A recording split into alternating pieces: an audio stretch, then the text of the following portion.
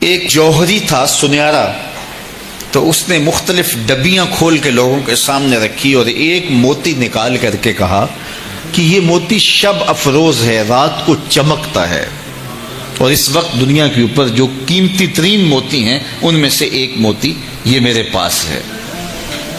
خیر اس نے اپنا سامان سمیٹا تو اس مجلس میں ایک چور بھی بیٹھا ہوا تھا، اس کے دل میں لالچ آ گئی، تو اس نے اس جوہری سے کہا کہ جناب کہاں کے ارادے ہیں؟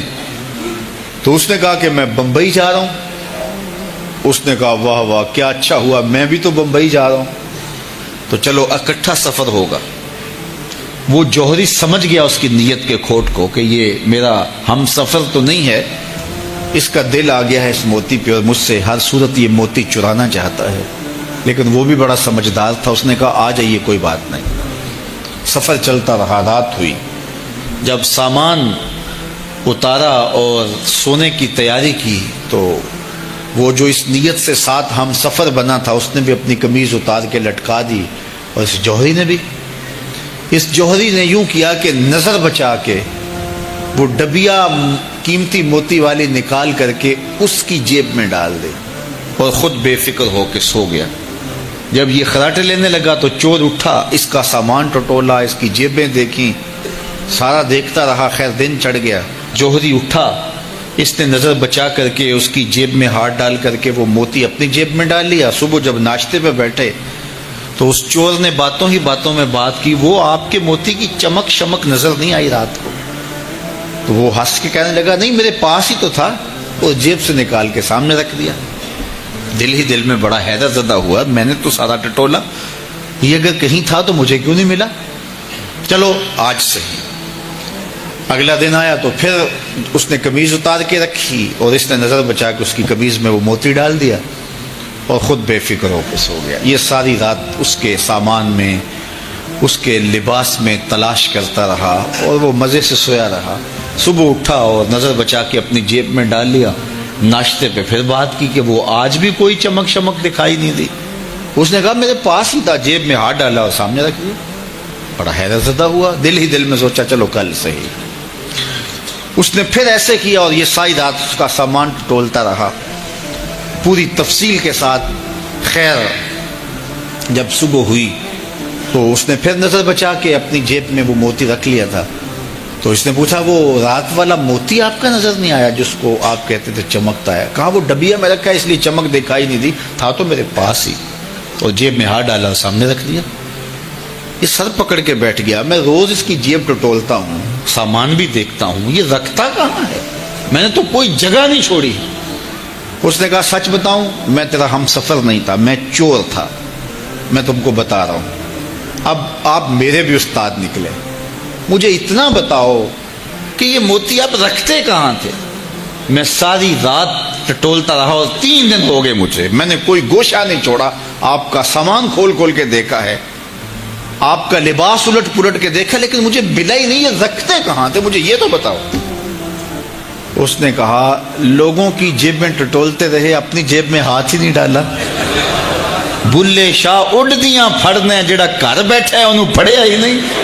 وفی انفسکم افلا تبصرون، کہا تم کہاں اسے ڈھونڈ رہے ہو، ذرا اندر بھی اتر کے دیکھو، اندر اترو گے تو اس کا سراغ مل جائے گا۔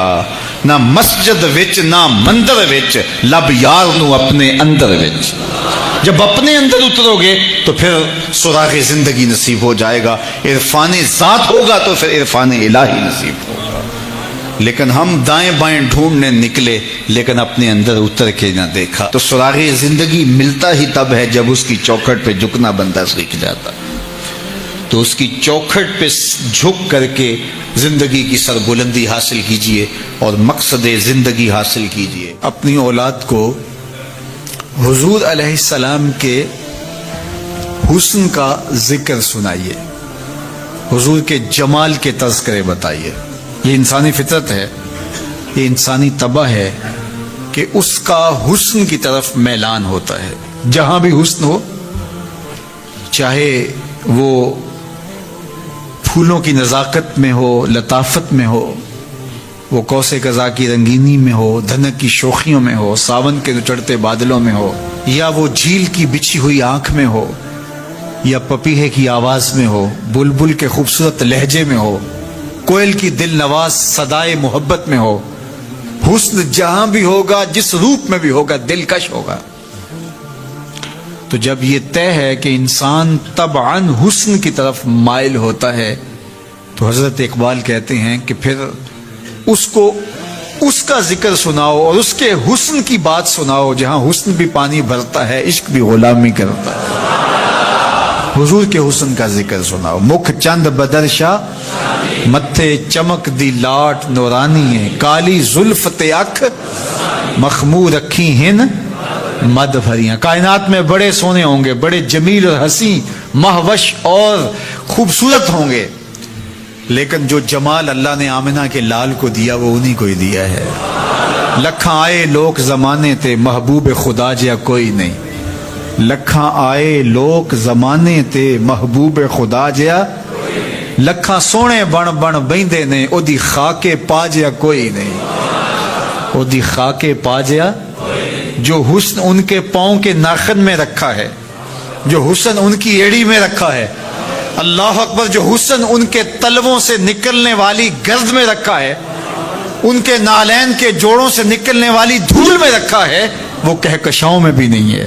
جس کے تلووں کا دوہن ہے آب حیات، جس کے تلووں کا دھون آب حیات ہے، وہ جان مسیحا ہمارا نبی۔ اللہ اکبر۔ حضرت میمونہ بنت کردم رضی اللہ تعالی عنہ صحابیہ ہیں، فرماتی ہیں مجھے شوق ہوا حضور کو دیکھنے کا، تو میں اپنے باپ کے ساتھ حضور کو دیکھنے آئی، اور حضور ناقہ پہ سوار تھے، چہرے کی چمک کہ آنکھ نہیں اٹھتی تھی، کہاں ہمت کے اس جمال کی تابشوں کی تاب لا سکیں۔ تو کہا میرے میں ہمت نہ پڑی کہ جمال روح محمد کا نظارہ کروں، تو میری نظر ادب سے اور جلووں کے وفور سے جھک گئی، تو میں حضور کا چہرہ تو نہ دیکھ پائی، لیکن حضور سواری پہ بیٹھے تھے تو میری نظر حضور کے مبارک قدموں پہ پڑی۔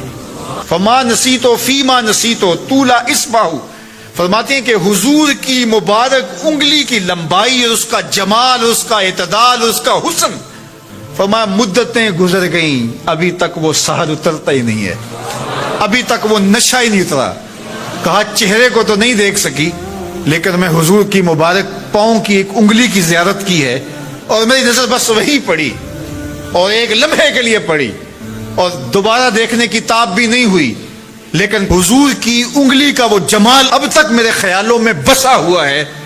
یار جس کے مبارک پاؤں کی انگلی اتنی جمیل ہے کہ سال گزرنے کے بعد وہ سحر ختم نہیں ہوتا، اس کی پیشانی کی چمک کا عالم کیا ہوگا، اس کے رخساروں کا جمال کیسا ہوگا۔ تو ایک شاعر نے تو قلم توڑ دیا، اس نے کہا کہ قدموں پہ جبیں کو رہنے دو، قدموں پہ جبیں کو رہنے دو، چہرے کا تصور مشکل ہے۔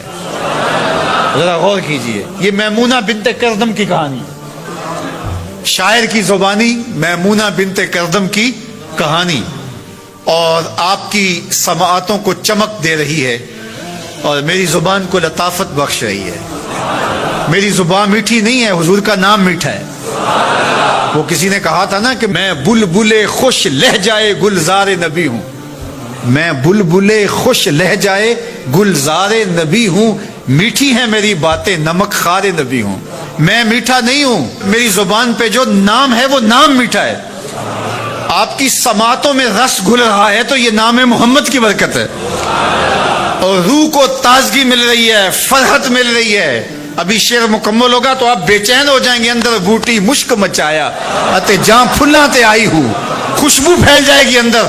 سنیے لفظ، میمونہ بنت کردم کہتی ہیں کہ میں اس جمال کو ابھی تک بھول نہیں سکی، وہ نشہ ابھی تک اترا نہیں ہے، وہ حسن ابھی تک نگاہوں سے ہٹا نہیں ہے۔ سال گزر گئے، مدتیں بیت گئیں، ابھی تک انگلی کا جمال نگاہوں کے سامنے ہے۔ تو شاعر کا تصور دیکھیے، وہ کہتا ہے کہ قدموں پہ جبیں کو رہنے دو، قدموں پہ جبیں کو رہنے دو، چہرے کا تصور مشکل ہے، چہرے کا تصور جب چاند سے بڑھ کر ایڑی ہے، رخسار کا عالم کیا ہوگا۔ جب چاند سے بڑھ کر ایڑی ہے، رخسار کا عالم کیا ہوگا؟ تو اپنی اولاد کو حضور کی محبت سکھاؤ، انہیں حضور کا حسن بیان کرو۔ مجھے بتاؤ کہ میں حضور کے حسن کا ایک واقعہ سنایا ہے، آپ کی روح پرواز کر رہی ہے کہ نہیں؟ حضور کی محبت کا لیول بلند ہوا کہ نہیں ہوا؟ اور یہ ابھی حضور کی مبارک انگلی کا حسن تھا، ابھی رخ منور کا تذکرہ نہیں چھڑا، ابھی پیشانی کی کہانی نہیں چھڑی، ابھی تو لب لالی کی بات نہیں ہوئی، ابھی تو زلف عنبری کی کہانی نہیں چھڑی، ابھی تو ان کی مبارک آنکھوں کی بات ہی نہیں ہوئی۔ کیا خوب سجن دیاں اکھیاں نے، کیا خوب سجن دیاں اکھیاں نے، جویں پر کے سرائیاں رکھیاں نے، ابھی تو ان آنکھوں کا تذکرہ نہیں چھڑا اور مازاق کے کجلوں کی کہانی نہیں چھڑی، ابھی تو ابروؤں کی بات نہیں ہوئی، ابھی تو لامبی پلکوں کا تذکرہ نہیں چھڑا، ابھی تو ید اللہ والے ہاتھوں کی بات ہی نہیں ہوئی، ابھی تو علم نشرہ کے سینے کا تذکرہ ہی نہیں ہوا، ابھی تو حضور کی مبارک زلفوں کے خم جن کو خدا بھی حمیم کہے، ابھی تو اس کی کہانی نہیں چھڑی، ابھی تو پاؤں کی انگلی کی بات ہے اور روح رقص کر رہی ہے۔ تو جب آپ اپنی اولاد کو حضور کے چہرے کا ذکر کریں گے، حضور کے جمال کی کہانی سنائیں گے، تو ان کے سینے میں حضور کا پیار پیدا ہوگا یا نہیں ہوگا؟ حضرت لقمان حکیم نے اپنے بیٹے کو کہا، 3 نصیحتیں تجھے کرنے لگا ہوں، یہ 3000 نصیحتوں کا خلاصہ ہے، اور ان میں بھی 2 کو یاد رکھنا، ایک کو بھول جانا۔ تو بیٹا ہمتن گوش ہو گیا، تو حضرت لقمان بولے، جو نیکی کی ہے اس کو بھول جانا، جو نیکی کی ہے اس کو بھول جانا، اور موت کو اور اپنے رب کو یاد رکھنا، یہ میری ساری نصیحتوں کا خلاصہ ہے۔ جو نیکی کی ہے وہ بھول جانا، چاہے وہ کسی شخص کے ساتھ کی ہے، چاہے وہ نیکی عبادت کی صورت میں ہے، چاہے وہ ریاضت کی شکل میں ہے، خدمت انسانی ہے، کسی رشتہ دار کے ساتھ نیکی کی ہے، تو کہا بھول جانا جس طرح کی ہوئی نہیں ہے۔ حضرت معاذ بن جبل رضی اللہ تعالیٰ عنہ حضور کے روضہ انور کے سامنے بیٹھ کے رو رہے تھے، حضرت عمر گزرے تو پوچھا، اے معاذ کیوں رو رہے ہو؟ کہا صاحب مزار کا ایک فرمان یاد آیا جس نے رلا دیا۔ کہا وہ کیا فرمان ہے؟ کہا ایک دن حضور نے کہا تھا، ادنا سی ریا بھی شرک ہے، تھوڑی سی ریاکاری بھی شرک ہے۔ اللہ صرف اس عمل کو قبول کرتا ہے جو محض اس کے لیے کیا جائے۔ تو نیکی خالص اللہ کے لیے کریں گے تو قابل قبول ہے۔ اللہ تعالیٰ غیرت والا ہے، وہ کسی اور کو اپنے ساتھ شریک ہونا پسند نہیں کرتا۔ تو جب بھی نیکی کرو، یہ سلس دین ہے، انما الاعمال بالنیات۔ اس حدیث کو علماء نے کہا تیسرا حصہ دین کا اس میں ہے کہ اعمال کا دار و مدار نیتوں پہ ہے، نیت کا خالص ہونا شرط ہے، ورنہ محنت بھی کی، سجدے بھی کیے، خیراتیں بھی کی، سب کچھ کیا، لیکن نامہ اعمال میں 0 کو ہوگا۔ کیتی کتری پئی کھو محمد تے سکہ بنیا سردہ۔ تو ریاء سے بچنے کی تلقین کی گئی۔ حضرت لقمان حکیم نے کہا، جو نیکی کی ہے اس کو بھلا دینا، اللہ کو اور اپنی آخرت کو کبھی فراموش نہ کرنا۔ جب آخرت مستحضر رہتی ہے، ہر وقت بندہ خیال میں رہتا ہے کہ میں اللہ کے حضور پیش ہونا ہے، ایک میدان لگنا ہے، وہاں ترازو گڑے گا، اعمال تولے جائیں گے، تو خود بخود اپنا محاسبہ کرتا رہتا ہے۔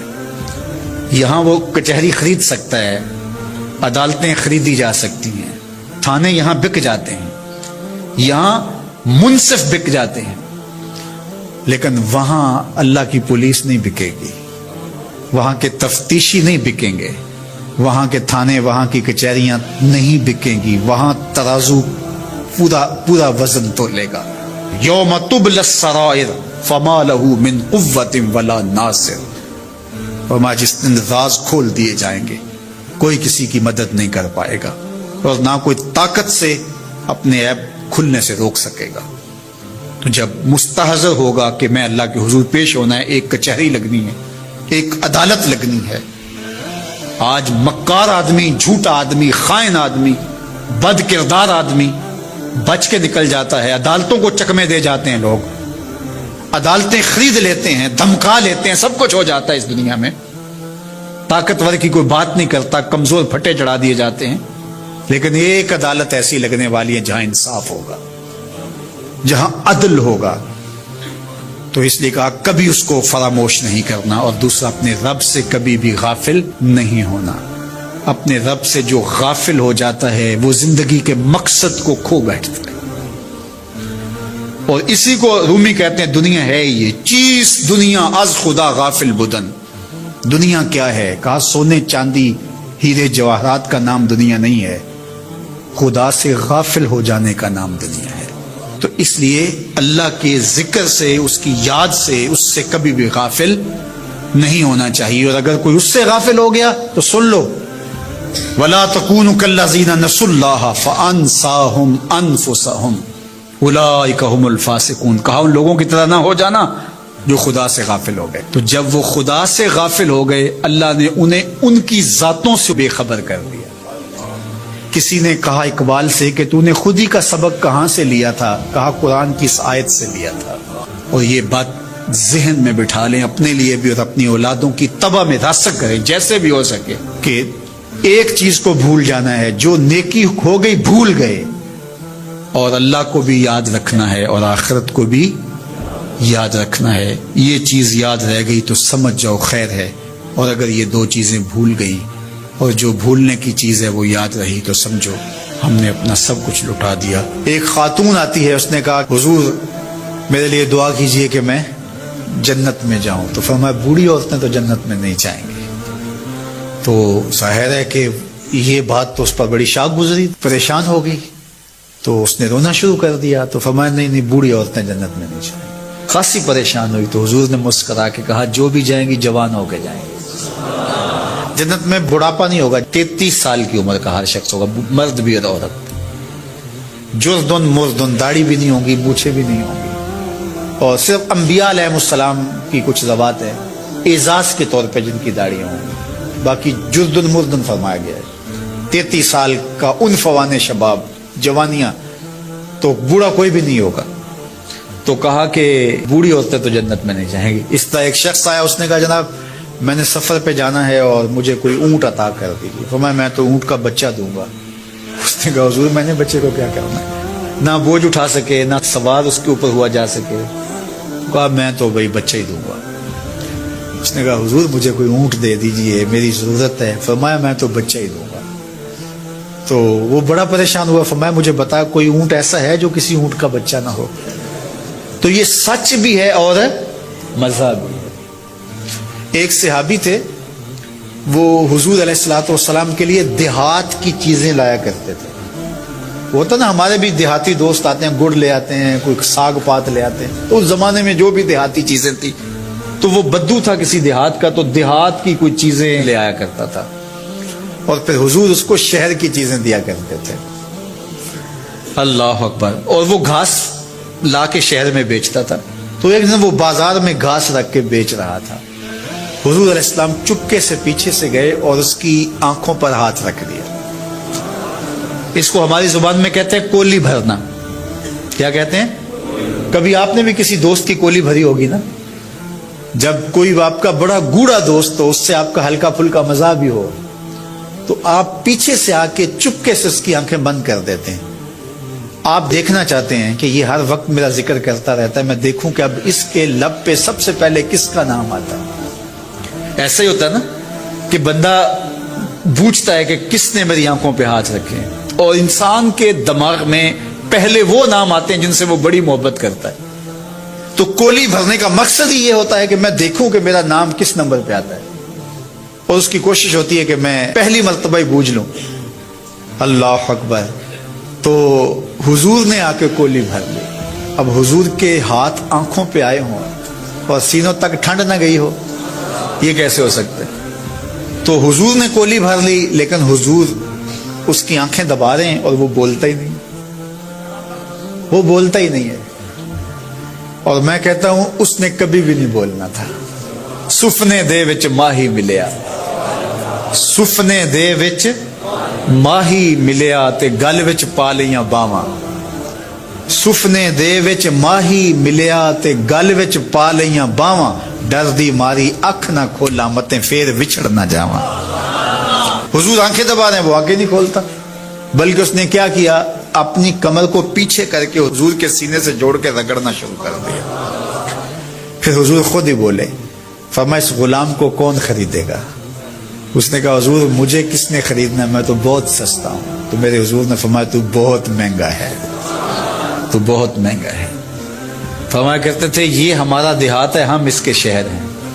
تو یہ حضور کا مزاح ہے۔ تو مزاح کرنا جائز ہے، لیکن حضور نے آ کے کولی بھری نا، کسی صحابی کو ضرورت تو نہیں ہے کہ آ کے حضور کی کولی بھر لے۔ تو چھوٹا بڑے سے مزاح نہ کرے، بڑا چھوٹے سے مزاح کرے۔ ہر دور میں ایسا ہوا ہے کہ جب کسی کو سمجھایا جائے اور اس کا نفس نہ مان رہا ہو، اس کے نفس پہ شاک ہو، تو وہ پھر کب بات مانتا ہے؟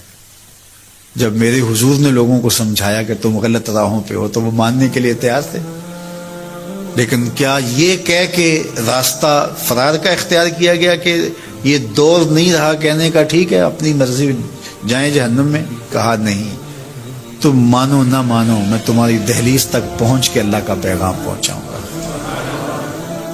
تو کیا آج اگر کوئی بچہ ہمارے پہ ناراض ہو جاتا ہے سختی کرنے کی وجہ سے، تو اس کی ناراضگی کے ڈر کی وجہ سے اس کو ہم نہیں کہیں گے؟ تو ایسا نہیں ہوتا۔ وقتی طور پہ اگر اس کو سمجھ نہیں بھی آ رہی، لیکن ایک وقت آئے گا وہ سمجھے گا کہ میرا خیر خواہ یہ تھا۔ وہ استاد، وہ مربی ہمارے جنہوں نے سختی کی ہمارے اوپر، اور پھر آج ہم کسی منزل پہ اگر پہنچے تو ہم ان کے شکر گزار ہوتے ہیں کہ نہیں ہوتے؟ کہ فلاں استاد فلاں زمانے میں بڑی سختی کی، لیکن ہم پڑھے ہی اس کی وجہ سے۔ تو ماں باپ سختی کرتا ہے، بچپنے کی عمر، لڑکپن کا زمانہ، تو اولاد کو بعض کا ماں باپ کی باتیں جو ہیں وہ اچھی نہیں بھی لگتی، لیکن ماں باپ کا ایک حیا ادب ہوتا ہے، وہ قبول تو ان کو کرنا ہی پڑتا ہے۔ اس وقت وہ کہتے ہیں شاید ماں باپ ہمارے پہ ناجائز سختی کر رہے ہیں، لیکن ایک وقت آتا ہے تو